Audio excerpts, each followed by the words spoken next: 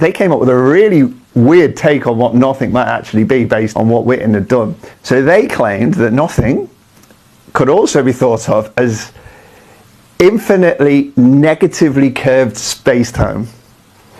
So let me explain what that is. So the way we really think about gravity and the way that Einstein taught us is in the curvature of space-time. So that curvature can be positive, like the curvature of a sphere, or it can be negative, for example, a bit like the curvature of a saddle.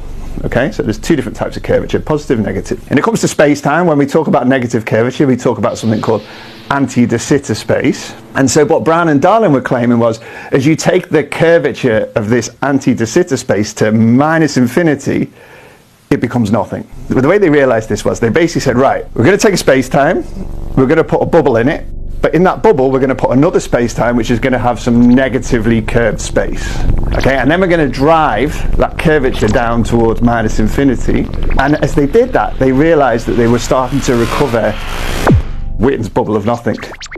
So they sort of speculated, okay, so maybe this is how you should think of nothing as actually infinitely negative curvature. And actually there's another reason to believe it now that we understand, is that when you've got these negative curvatures, they admit what's called like a holographic description.